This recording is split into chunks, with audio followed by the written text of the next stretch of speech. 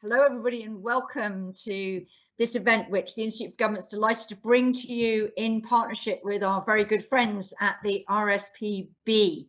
We're looking today at the internal market, the UK internal market, some words we've only just had to get to grips with, and what it might mean for the environment. But we're also going to broaden, if we can, and just say, actually, how likely is it that we're going to realise that ambition set out in the Conservatives' 2019 manifesto, which was that they wanted regulatory autonomy from the EU. We know that's a prime negotiating objective of the UK team, just heading to Brussels now for the 9th round of talks. But they wanted the right to diverge upward from EU standards. Let's not say, well, actually, you could have done that while we were still EU members, but let's just say there is a high level of environmental ambition that people voted for last December. They also said that they want to adopt policies that are more appropriate for the UK, or indeed England, than the one-size-fits-all approach that we're obviously forced to adopt as EU members, where policies were designed for the 27, not for the 1 or 4. The Environment Bill, which was supposed to establish the sort of machinery for post-Brexit governance in the UK, we're going to discuss that as well. That's delayed, and Environment Secretary George Eustice said that that wouldn't be coming back into Parliament probably until early in the new year. So we will see at least a temporary governance gap there. We also haven't yet seen the sort of final views on common frameworks. We also have the government maybe having slightly second thoughts in England about just quite how purist will they be over the payment for public goods model that Michael Gove, as Environment Secretary, designed to replace the cap. And you could say, certainly from an environmental point of view, was one of the big first opportunities from Brexit. But the last few weeks have been overshadowed by a massivo row over the internal market bill. That massivo row largely focused on whether the UK was right or wrong, unjustified in its threats to break international law by reneging on some minor elements of the withdrawal agreement agreed last year, potentially paving the way for reneging on some slightly more major elements of that. But actually, there was a second row as well, which was a row between the UK government and the governments of Scotland and Wales over some of the principles they were introducing to make the UK internal market function. And those are the sorts of questions we're going to be answering today. And hopefully by the end of the next hour, we'll have a view on whether the post-Brexit regime, comprised of all these different elements, and of course a regime in which the UK is aiming to conclude separate trade agreements with people like the US, Australia and New Zealand, is actually going to be good for the environment or is a threat to the environment. So that's what we're going to be talking about today. So this is going to be very interesting. Joining me are, in no particular order, Martin Harper. Martin is the Director of Global Conservation for the RSPB, which sounds like a very big job. So glad to have Martin with us. Dr. Vivian Gravey. Dr. Gravey is a lecturer at Queen's University Belfast. Then moving on to Dr. Emily Lydgate, a senior lecturer in environmental law at the University of Sussex and a member of the UK Trade Policy Observatory, at least I hope she still is. And last but by no means least, Gail Soutard. Gail is Chief Advisor on EU exit and international trade at the National Farmers Union. For those of you wondering why an environmental panel, we have somebody from the NFU. Just remember that actually land management is a massive issue for the environment. So there's going to be loads of opportunities to ask questions. Please post your questions, and we really want this to be the discussion you want. We could go into the weeds of the internal market bill, or we could broaden it out, but that's in your hands. So get posting away. Our panel are ready for either eventuality. I'm just going to start off with a sort of brief, let's establish the facts. So Vivian, let me come to you first. How exactly is environment policy supposed to operate after Brexit? Now, I'm going to sort of challenge you. This isn't quite just a minute. You are allowed to repeat and deviate briefly, but if you could give us the sort of quick 3-4 minute summary of how will environment policy operate after Brexit. You can start now. Okay, so thank you very much. So as everyone knows, we're out of the European Union, where for the last 40 years, we've helped develop environmental policy and governance, building the most ambitious set of environmental rules globally. In some of these areas, the UK was a leader, in other, it was a laggard. The picture is actually more complex once we start looking inside the UK, because Wales and Scotland, in some areas, were actually more ambitious. And Northern Ireland, on the other hand, was lagging behind. Brexit, as we know, is about taking back control. Environmental policy, but in many ways, is actually about cooperation, of how we can tackle shared challenges across borders. And so you've got a tension there around how we can take back control in a way that works for the environment. So we've got key issues about how environmental policy cooperation is going to be possible between the 4 nations, between Northern Ireland and Ireland on the island of Ireland, between the UK and the EU. Who gets to take back that control? How much divergence between the 4 nations is acceptable? How much external divergence with the EU, as we know from the Conservative Manifesto, or with the US in case of a future trade agreement? And how will this control that we're taking back will be used? Will the environment be a priority that drives all other public policy or not? So we've got these big questions around divergence, around governance, and we know, I mean, these are not new issues. The EU had to grapple with it for 40, 60 years. Now it's time for the UK to grapple with it. And the Internal Market Bill is just one of the many pieces of that post-Brexit policy jigsaw.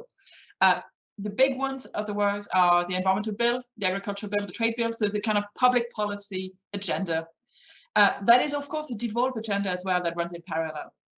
The common frameworks that we talked a lot about in 2017, 2018, in which we would finally have proper intergovernmental policy making in the UK, right?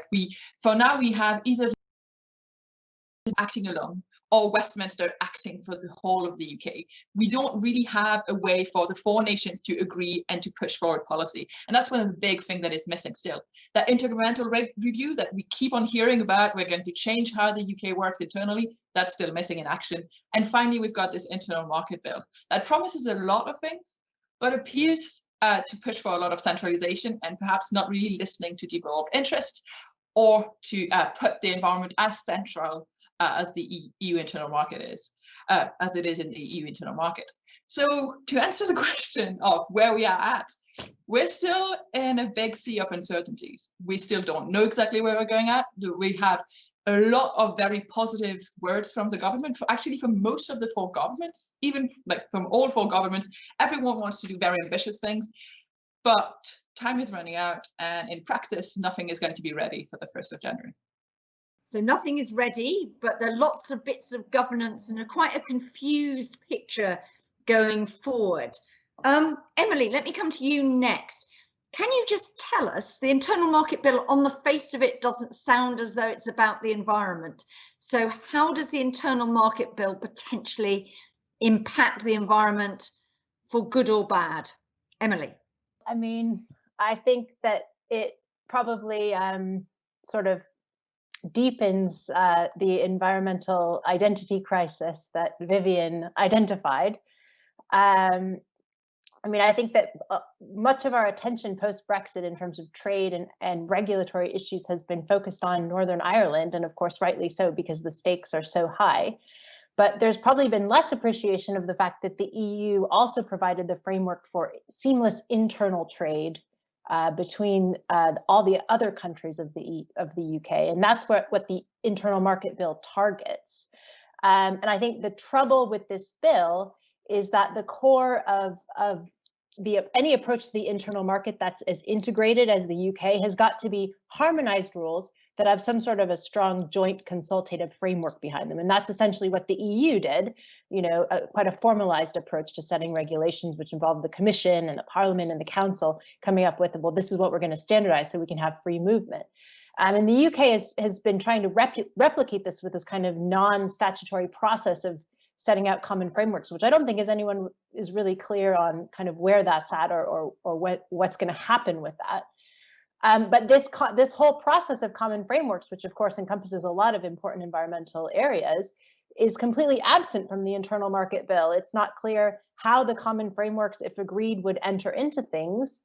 And in a sense, it allows common frameworks to be completely stripped out, to bring about frictionless trade through mutual recognition, which is to say, allowing in different products, allowing in products even if they have different regulation. So that's really, I think, the core of the approach of the internal market bill, this very, very powerful mutual recognition principle. And the interesting thing about that is that it seems to promise greater powers for devolved administrations, but perversely in practice would probably do just the opposite of that, because of England's relative size and market power. And I'll give you some sort of environmentally specific examples of that. I think food standards and food safety is really significant here. So, for example, in post-Brexit legislation, England could authorize new active substances for pesticides. It could approve chlorinated chicken, new GMOs, food additives. That's all devolved in the sort of statutory instruments post-Brexit. But basically what that means is you could, like Scotland could bar its own producers from using these things, but it would still have to import them from England because the scope of the exceptions to this principle are very narrow. So in my reading, they would essentially be forced to import them. So what that means is that they could be competitively undercut, and effectively this would undermine the permitted divergence. So I think that's where a lot of the concerns lie. And I think the fact that the Scottish government has explicitly put forth this Scottish continuity agreement that specifies that it will continue to align with EU regulation is also really significant here, and particularly if that impacts on trade. And again, I'll just give you one example, which is endocrine disruptors. So the EU has been contemplating introducing stricter controls on these. They would impact on a whole host of sectors, cosmetics, food contact material, toys. Again, if the UK as a whole decided we're not going to introduce these product restrictions, in Scotland, which has said that it's going to align with EU regulation, decided that they are, well, these market access principles in the internal market bill would effectively mean that Scotland was imposing these strict requirements domestically while still being required to import these non-complying products. And I think that in a sense that the issue with the internal market bill is that it didn't seem to involve a very consultative process with bringing in the devolved nations. So I'll stop there. Okay, I'm going to come over to Martin now. So Vivian's painted this picture of quite a, I'd say, work in progress framework for developing environmental policy after Brexit. And Emily's alerted us to some of the potential negative consequences of the internal market bill, or at least a limitation of discretion on some of the devolved administrations to do things differently from England, which obviously is disproportionate in the UK. So from the point of view of the RSPB, from the point of view, the issues you're concerned about, where do you see the real sort of threats in the internal market bill, and where do you see some opportunities, indeed, if you do see some opportunities? Martin? Yeah, well, I think Emily's laid out the risks really well, and also Vivian has reminded us that Brexit has essentially provided the largest level of disruption to environmental law and governance for the last 40 years. And of course, disruption can be good or bad. And I think essentially what we've seen in every part of sort of post-Brexit policy is a mixture of jeopardy and opportunity. And I think in the internal markets bill, what we're mainly concerned is that essentially it will disincentivize high ambition from any one of the four UK administrations. So it would sort of chill environmental ambition. And I can add a couple of examples to Emily's. So, for example, the Welsh government at the moment wants to ban 9 single-use plastics items, for example, whereas I think the UK government only wants to ban 3. That essentially means that 6 of those items could still be sold under the principles of mutual recognition in Wales. So essentially, the Welsh government's policy objective, which is a good one, would essentially be undermined through the rules laid out through the internal market bill. So the other context, which we haven't mentioned, is that we're actually in a planetary emergency. We're facing a climate crisis, and of course we've got a catastrophic loss of biodiversity, which the Prime Minister rightly been talking about today at the Biodiversity Summit in the UN. So the last thing that we want is anything that undermines political ambition in this area. And our concern is that the Internal Market Bill will do exactly that. We'll have arguably a race to the bottom rather than a race to the top. So Martin, why do you think it's going to be a race to the bottom? I'm sort of intrigued by this because the government has set out its ambition. It's put its target for net zero into UK law and says it wants to do that. As you said, the Prime Minister's committed today to protect 30%. Wasn't clear whether it was of the UK or of England. I think on that he could probably only talk for England, but 30% of the land mass for the environment. So why are you so sceptical that the government's actions will not match its rhetoric, if you like? So you're right to challenge me back, but we're also wise to be cautious in this area because obviously words are words. What we're looking for is legal targets for the environment enshrined in legislation under the proposed environment bill, which is yet to come back to the House of Parliament, and we need equivalent ambition in the 4 countries of the UK. But I think that the leap from where we are, from where we need to get to in terms of environmental performance is huge. And anything that constrains that would certainly, I think, hold us back. And what I thought was really noticeable in the Prime Minister's, laudable announcement today about 30% of land and sea to be protected and well managed from nature by 2030, and he was referring only to England. There's this little subclause in the press conference saying that the discussions with the devolved administrations are still to be had. And I think there's this wider point about how the 4 administrations across the UK have a more mature relationship in terms of driving up high ambition. To be honest, I have no doubt actually that political leaders across the 4 parts of the UK want high environmental performance, but at the same time, economic imperatives sometimes come to the fore, and history tells us they can include environmental concerns. And the Internal Markets Bill has a very strong economic framing. It doesn't yet appear consistent with the government's wider ambitions, such as on the environment. And unless or until we've actually got the legislation in place around the Environment Bill, I would have concern that the Internal Markets Bill and indeed subsequent trade policies could undermine those commitments. Okay, we're going to explore some of those issues in more depth in a second. I just want to come on finally to bring Gail in. Gail, you're sitting there in the NFU. Farming is going to face quite a big change, I think, after Brexit. Are your members sort of reassured by, say, provisions in the Internal Market Bill that even if they're meeting and producing to English standards, they can still sell north of the border, or are they worried about how things are going to change after Brexit? Gail.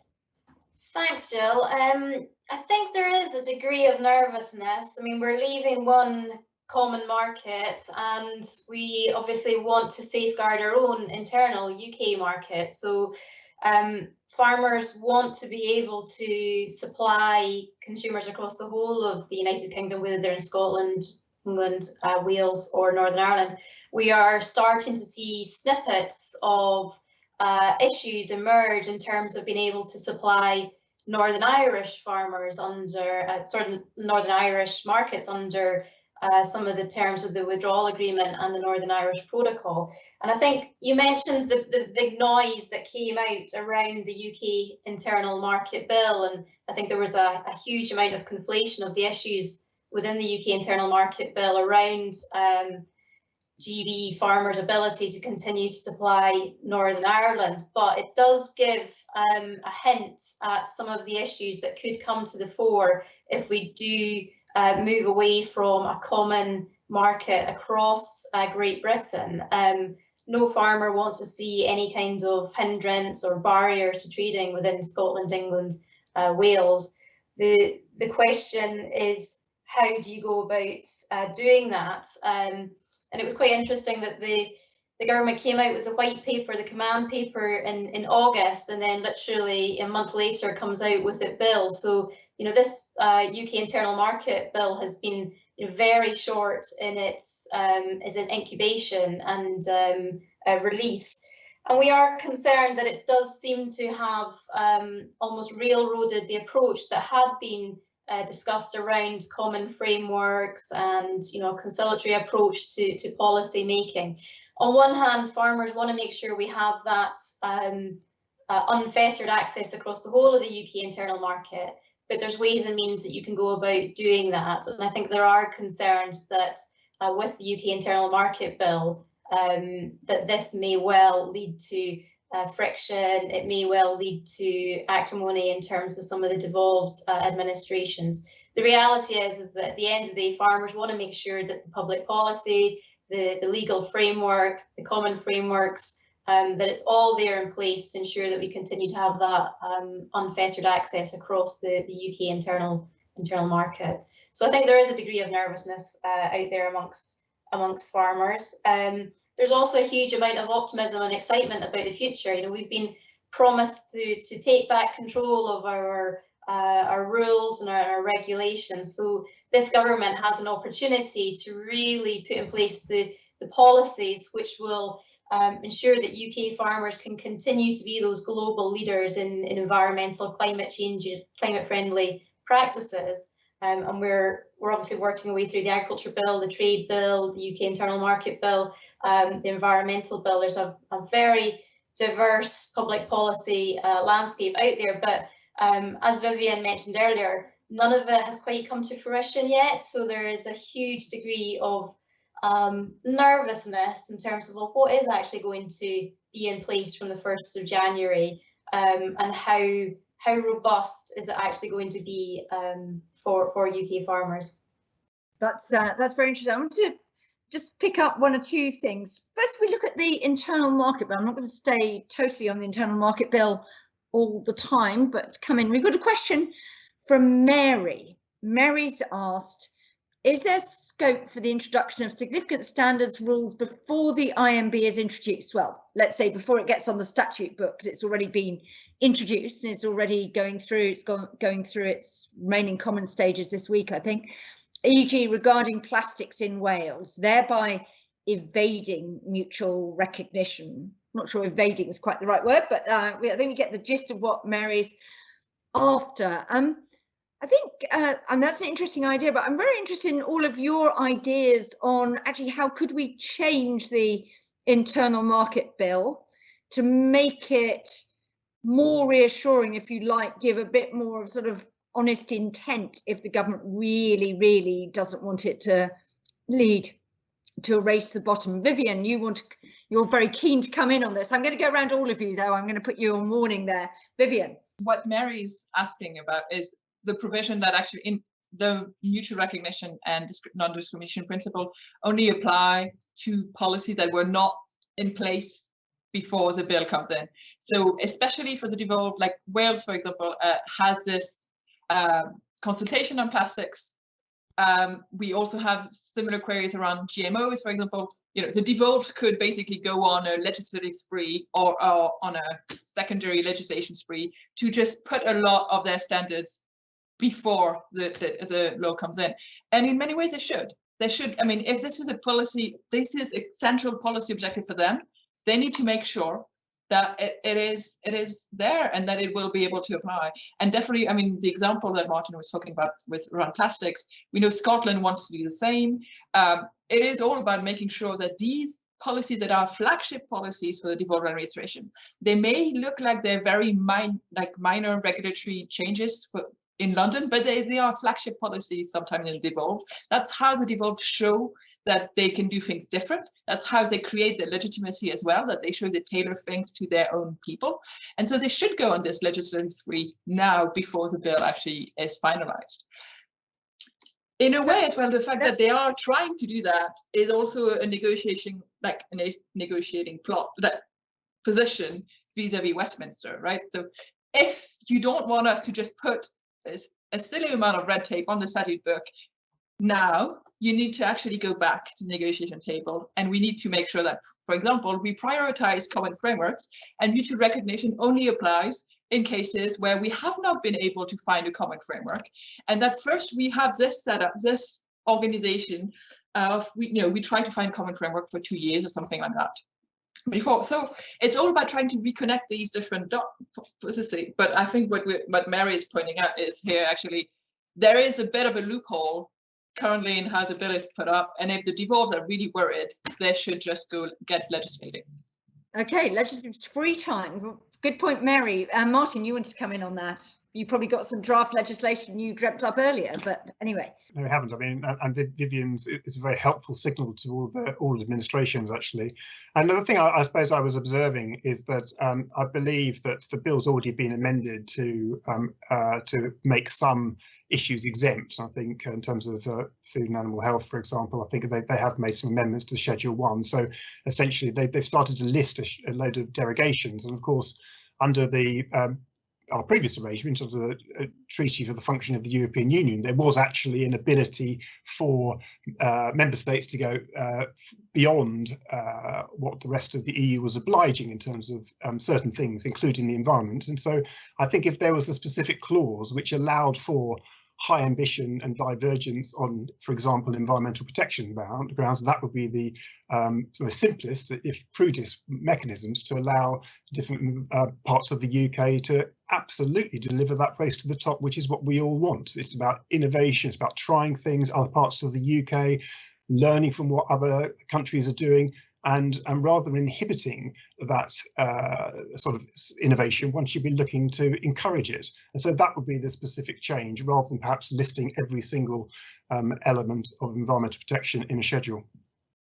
Emily, is that feasible? Do you think the UK could do that? You mean amend the list of exceptions? Yeah, have a sort of reasonable list of exemptions that would give the devolved the rights to do that. I'm just wondering how extensive that could be, because obviously product standards are one thing where actually it's embedded in that product, but when you get into some of these process things or the way in which you approach land management, or some things Martin might care about, like I don't know, SSSIs or the birds. I mean, how far up the environmental chain can you go if you think those are having impacts on business competitiveness? Well, I mean, it sounds like I need to get up to speed on Schedule 1, because last time I checked, it was it was very, very narrow and sort of just things that corresponded with the RASP. It was sort of things like really serious foodborne illness or product recalls due to safety concerns were the only kind of exemptions from mutual recognition. So, but if I misstated that because I haven't checked the latest amendments, I apologize. And absolutely, I would say if you wanted to amend the internal market bill, expanding the exemptions is an obvious step, and I think even just bringing it in line with the EU provides mutual recognition principle provides a pretty open-ended scope for member states to argue that their exemption is legitimate. So then you get into the role of the courts. The courts are going to have to determine whether this is legitimate under the listed exemption. But I would definitely say, yes, it's a no-brainer. Expand the list of exemptions. Another thing, just getting back to the bigger question you asked of how to make this more sort of more balanced in terms of devolved nations, is that there's quite a lot of scope for the UK to amend things using delegated legislation. So, for example, right now, the Secretary of State, the Bay's Secretary of State, can change the Schedule 1 exemptions. Again, I hope this has been changed since I last checked, but that's just in a sense preposterous, because it means that on a centralized UK level, the UK can change the list of what is and is not a permitted exemption. Same with the services area. There's a list of which service areas are covered in this, and that again can be modified by the Secretary of State. And I think those are just sort of low-hanging fruit in terms of what could we change to make this better. Okay, well, we're expecting the bill to face quite a rough passage when it gets to the House of Lords. So I think hopefully some Lords are on the call and taking notes of some of the areas where they might see some amendments being proposed by the RSPB and others. Gail, I want to come to you in terms of the sort of functioning of the UK internal market, slightly off the subject of the internal market bill per se. But one of the really interesting things was the envisaged new payment scheme for farmers that Michael Gove proposed, which I know a lot of people, environmentalists, were very enthusiastic that we were repurposing that cap money from income support to pure payment for public goods. How worried are sort of farmers in England that they will be competing on a non-level playing field with farmers in Scotland and Wales and potentially Northern Ireland as well, who may still get some sort of income support? Is that an area of concern for your members, and how do you see that developing going forward? Yeah, it definitely is an area of concern. Again, it comes back to the kind of disorganized nature of where we are with government policy. I mean, it's still not entirely clear what the future environmental land management scheme is going to be for farmers in England. It's due to come in 2023, 2024, but there's very, very little details about that as yet. What we do know is that there continues to be the plan to start phasing out the old cap payments, the basic payment scheme in England next year. So from an English farmer's perspective, they feel like as if they are at the start of an almost untested experiment and journey in terms of moving away from the basic payment scheme towards this new environmental land management scheme. Ironically, bringing it back to the internal market bill once again, I mean, there are provisions in the internal market bill around ensuring that there's not, well, that the minister can regulate against trade distorting subsidies. So I think there would be some powers at the Westminster level to put some disciplines on what the devolves can do in terms of trade distorting policy. But given we're all sitting with the basic payment scheme at the moment, a green box payments based on additional cost income forgone, it's not deemed to be trade distorting. I think the UK Internal Market Bill will actually do very little to reassure farmers in England that they're not going to be disadvantaged by the approach of going to ELMS. And there will be some protections to say against some really damaging trade distorting subsidies being introduced, but very little in terms of actual direction or reassurement for English farmers. The NFU and others have put together a proposal which we have submitted to government around how we bring in every farmer in England into the model of payments for public goods, and that's something that if you haven't had a chance to look at, I'd certainly encourage you to take a look at the white paper from the NFU and the other farming organisations, and it's all about being able to access funds. Every farm is unique in Britain. They're all farming in different ways, different farmed environments. So there needs to be a way for every farmer to be able to aspire to do that little bit more for the environment and their sustainability, and to be able to access government funds to support that if the market doesn't compensate them for those additional costs. Martin. I mean, in some ways, I mean, Gail has begun to outline some of our concerns in a way, in that if the internal market bill and future trade policy is all about trying to ensure, individual businesses are able to flourish and there's, no one's at competitive disadvantage, then there is a danger that will actually thwart environmental ambition.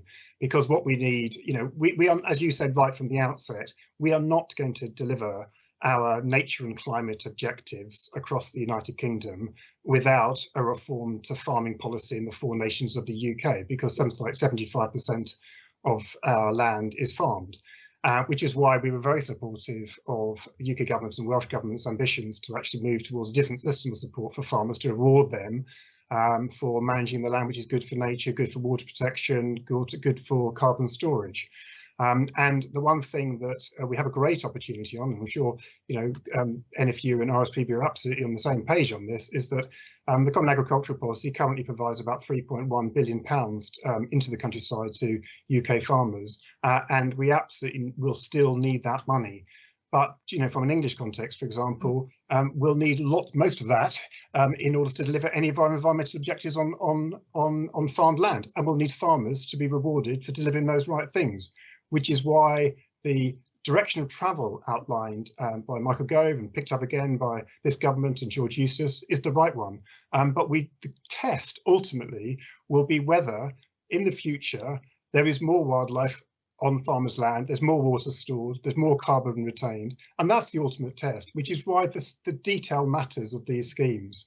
And it would be appalling, I think, if, for example, concerns about competitiveness was to thwart ambition to design the right schemes tailored to the different geographies of the UK to deliver that sort of restoration, which the UK government has highlighted today with its 30% of land to be well protected and well managed for nature by 2030. So while it doesn't necessarily directly relate to the internal market bill, anything to do with trade needs to be linked more coherent with the government's wider environmental commitments and ambitions. We've just had a very interesting exchange in the chat between Mary and Sharon on where Sharon has thrown a bit of a dampener on Vivian's legislative spree by saying certainly in the Welsh Assembly they've sort of run out of time to do that. So maybe it depends on when the internal market bill actually gets through, but that's not quite the possibility, whatever. Martin just mentioned trade policy. I just wanted to come on to that. Obviously, one of the things the internal market bill is trying to do is to give the UK government enough assurance about compliance from the devolved that it can negotiate trade deals. Emily, you're a trade person. How is this sort of trade and environment nexus? How do other countries manage the relationship between their trade policy and their environment policy to make sure that trade policy doesn't undermine their ability to impose their own environmental standards? Or should we just regard our environmental standards as being in play in every trade agreement we might enter into? Well, I mean, that's obviously quite a question. But I think we could sort of divide it into two halves, and I'll try to say sort of 30 seconds on each. One part of the question is about sort of how do you deal with it when different regions or states within your own territory want to do different things environmentally? And then how do you map that onto like what is your position with external trade partners? And I think that's really what the UK needs to sort out pretty urgently right now. And there's really a lot of different answers to this question. So, for example, in the US, you can encounter quite a lot of internal trade barriers between states. So this is the birthplace of the California effect, where California, being such a big market, influenced other states to put their environmental efficiency standards up. So it's totally possible for a country to tolerate trade barriers internally. But obviously, with the UK, it's a bit of a special case because England has disproportionately so much economic power that there's a concern that it will dictate what the others do just by using market power and sort of undermine devolution. So that's one set of concerns, and the other one is just the broader question about, well, does trade really undermine environmental standards? And I think that's really depends on who you ask one. So. A WTO lawyer would say, well, countries have the indisputed right to achieve the level of regulation they wish, and the regulatory standards they wish, and they can impose those on countries exporting. And certainly, anyone exporting to the EU knows that there's quite a lot of regulatory requirements to comply with. But I think that's really one of sort of the devil is in the details.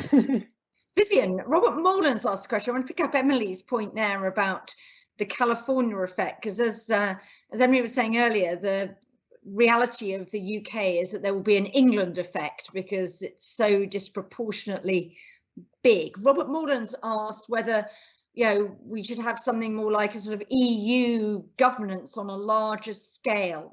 So we hear about negotiations between the four nations, IGR and all these bunches of initials, JMCs, which my IFG colleagues, that's another set of initials, are always writing nerdy things about. Apologies, guys.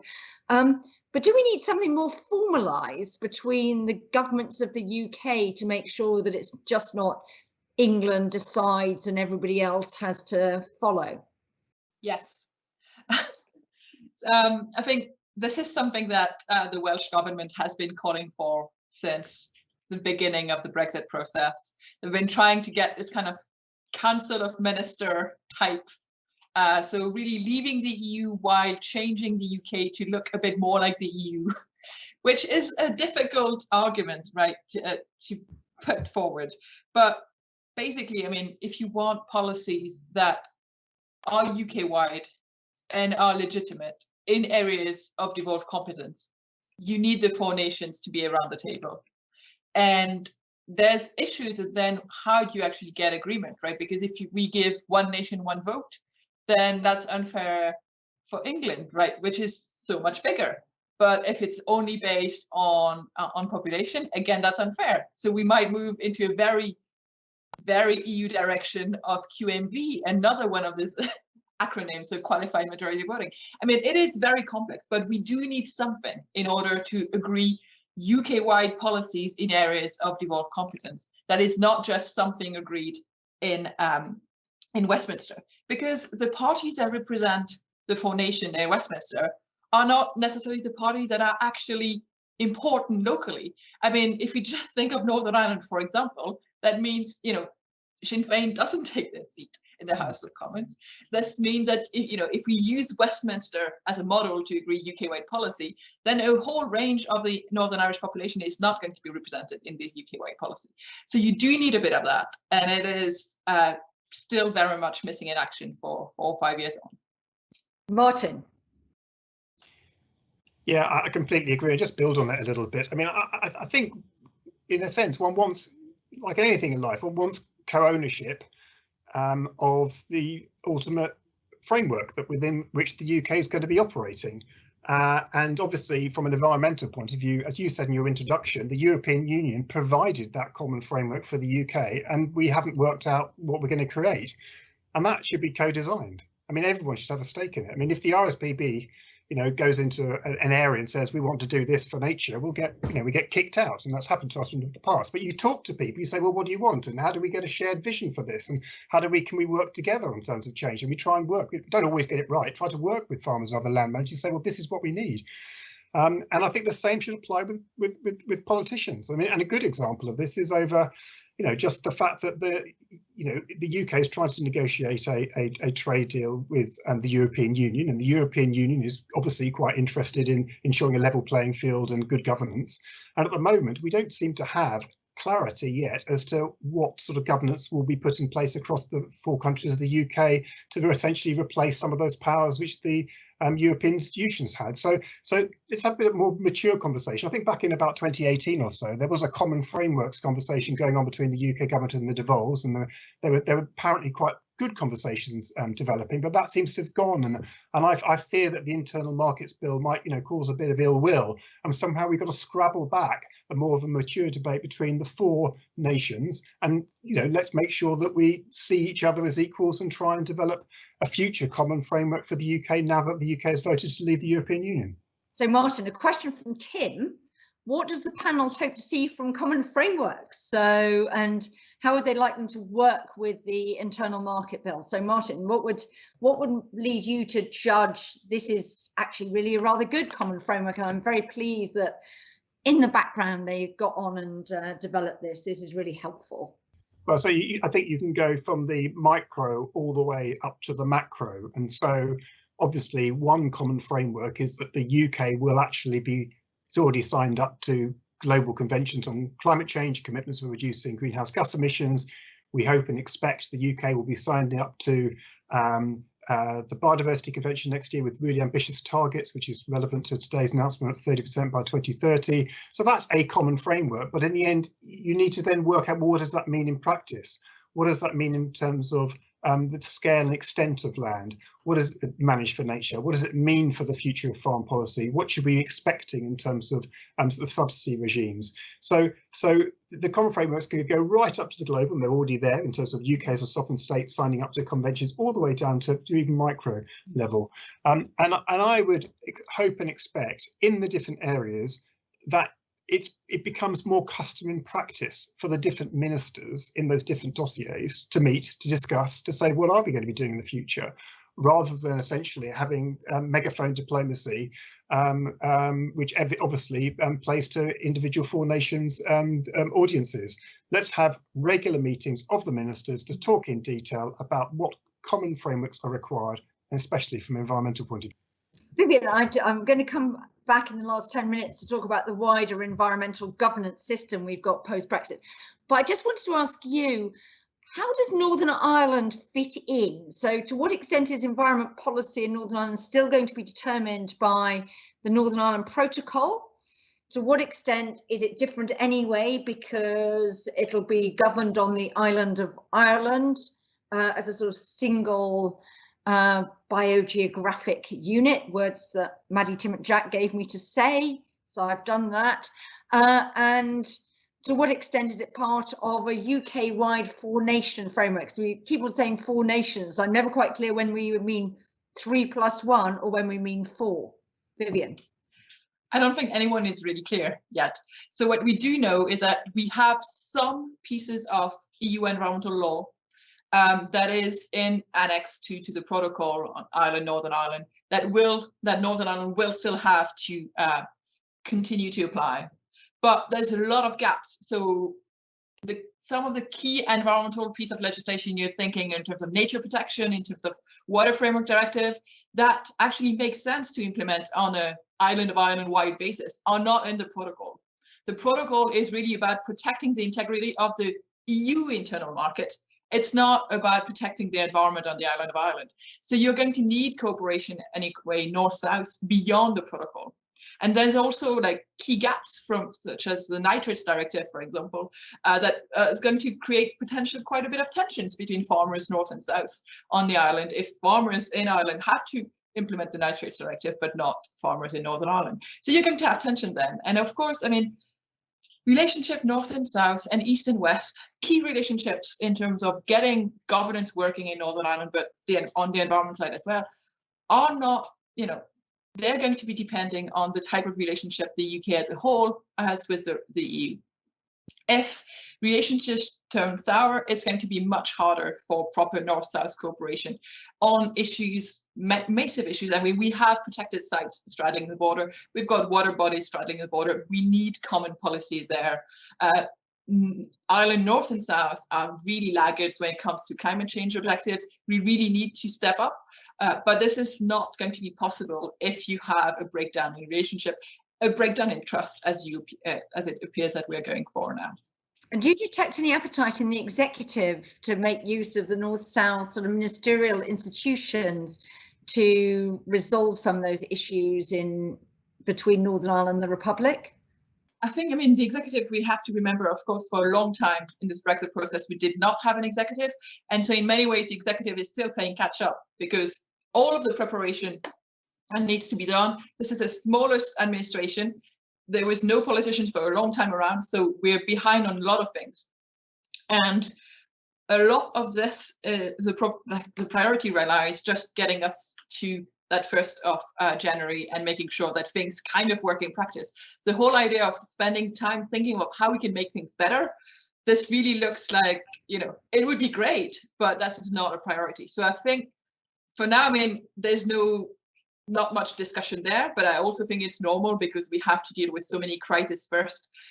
And so I don't expect any movement on like waste directive or water framework directive really before we've settled how are farmers going to get paid, what goods are going to come in, where the checks are going to be, that kind of basic issues. I'm going to come on to environmental governance. Martin, GH, who posted the first question, sorry, GH, was just asking about this position. We referred to lots of this legislation, but we know that it won't necessarily be in place at the beginning of the year. So what do you think are the sort of, you know, strengths and potential sort of, you know, things to watch out for in the intended framework? And how worried are you, Martin, about how we manage through the sort of potential environmental governance gap on the 1st of January if the Environment Bill is further delayed?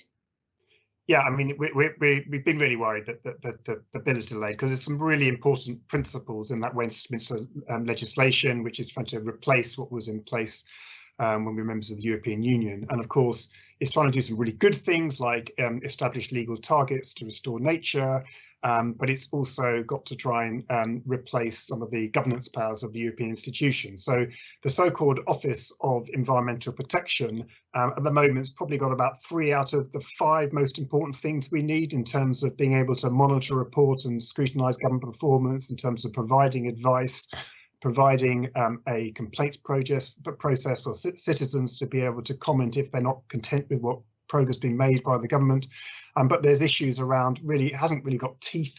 It's not really providing anything beyond what the judicial review process is offering. And of course, it doesn't have any remedial powers, essentially to say if something's gone really wrong, can you replace the damage, restore the damage that you've made.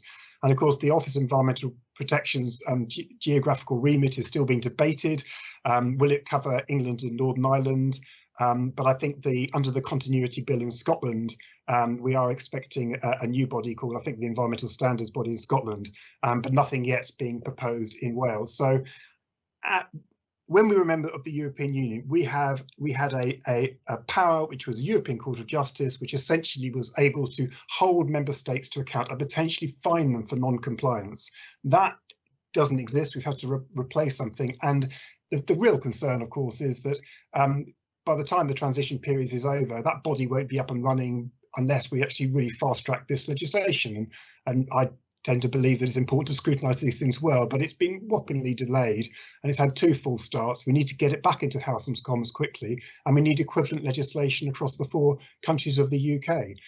And once we have all of that, then of course we need to have the policies and the fundings to deliver on that ambition. So there's a huge amount to do, which is why we want politicians to get on with it.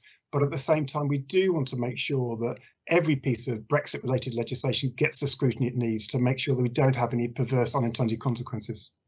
So, Emily, is there any relationship between this sort of environment bill framework with these very ambitious long-term targets that the government is setting itself for England where it can, and some of the provisions in the internal market bill? I mean, is it possible for the OEP or something to declare a piece of proposed legislation or regulation change as being incompatible with the long-term targets? Does that sort of join up, or are the 2 things just on completely separate tracks and not joining up at all? Well, I think it's always useful to separate environmental regulation into 2 categories. One of them is product-related environmental regulation, and the other is non-product-related environmental regulation. So, to the extent that these targets are largely focused on what you might describe as non-product-related environmental regulation, which is basically the natural environment of primarily England, then it would be not as directly relevant, I think. Okay, so the OEP can't come in and act as a backstop on some of the provisions and things like that. Well, go ahead, Emily. Well, I think one of the reasons that one of the critiques of the Environment Bill has also been that there's not a sort of broad non-regression principle. So I'm not really sure where that backstop would come in.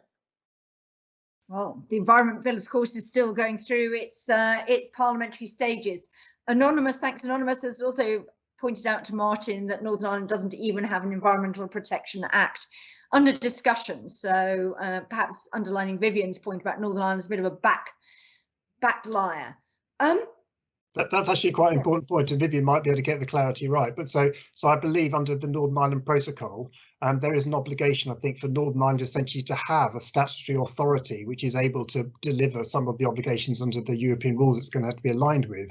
And it doesn't have yet an environmental protection agency equivalent to the likes of Natural Resources Wales or Nature Scotland or Natural Environment Agency. So not only will they have to deliver the sort of governance powers of things like the European Court of Justice in terms of the OEP, they will also have to provide a body which is equivalent to the likes of Natural Resources Wales. Correct me if I'm wrong, Vivian.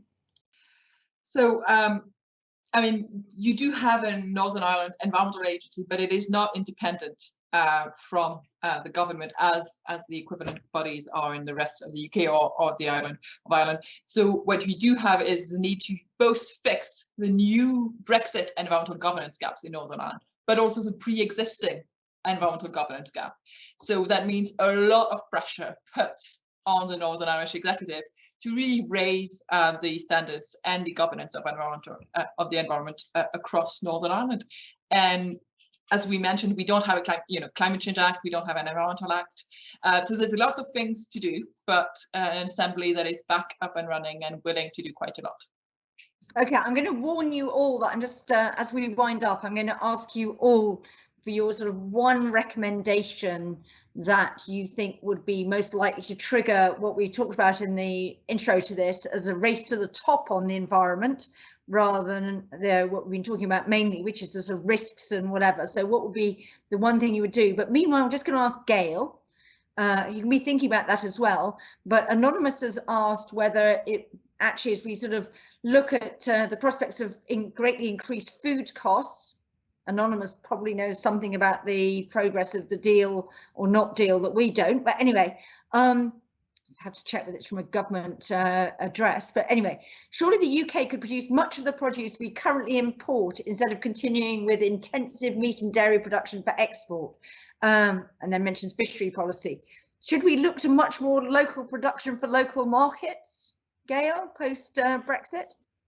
The UK market is one of the most prized food markets in the world, and we want to make sure that British farmers can continue to be the supplier of choice for not only retailers but for out-of-home consumption as well. So a lot of farmers are very optimistic about the opportunities, but until you have some clarity around the public policy operating environment the farmers are going to be working within from the 1st of January, it's very, very difficult for them to actually go to the banks and ask for investment or to make that costly investment in terms of productivity innovation that'll be required. But yeah, absolutely, we are really up for making sure that British farmers are the supplier of choice. Okay, Anonymous, I hope you're happy with that. Let's just go through our panel. Gail, do you want to pitch in on one thing that you would like to use this to, to mean a race to the top? Yeah, so step one, get the common frameworks in place that put in place those really basic regulatory requirements across product related rules so that we know where at least the baseline is, and then build on that going forward. Okay, a vote there for common frameworks. Emily. So this isn't a panacea, but I think this government has a very strong instinct towards centralization, and we see that with the treatment of devolved nations, with the courts, with the extensive use of secondary legislation. So I would think that having more decentralization would be a good way to go in terms of improving environmental governance. More decentralization. Vivian. Building on what Emily says, we need proper intergovernmental relations, and because there's been a breakdown of trust between the four nations, you actually need formal institutions, because informal only works if you actually trust the others. Martin. All of the above, and let's try and get an environmental derogation onto the face of the internal markets bill, because that way in which it'll be more explicitly linked, one hopes, to the wider environmental ambitions of the four countries of the UK. And are you already drafting an amendment to hand to a suitable Lord, Martin? Through the RSPB's good offices and of course Greener UK, because we work in partnership with all the other NGOs, we're working hard to try and deal with this, the environment bill, the agriculture bill, the trade bill, the fisheries bill. As for poor old civil servants, Brexit's created a lot of work, so it has also for the environmental and indeed land management community, as Gail knows too well. Okay, well, I think that's a great point to end. So this is still, I think, very much a work in progress. There are risks, there are opportunities that can be taken. Just a reminder that in the past, the actions of the devolved going ahead of England has actually raised standards in England on things like, we've got case study of the smoking ban, started first in Scotland. The carrier bag tax started first in Wales, so we don't want to suppress some of that. But meanwhile, I would like to thank our excellent panel. So I'd like very much to thank Emily, Vivian, Gail, and last but not least, Martin, for the RSPB's support for this event. So please tell your friends to watch again, and thank all of you for watching to the end and for asking so many questions. Thanks very much indeed. And we're just going to close it all off there.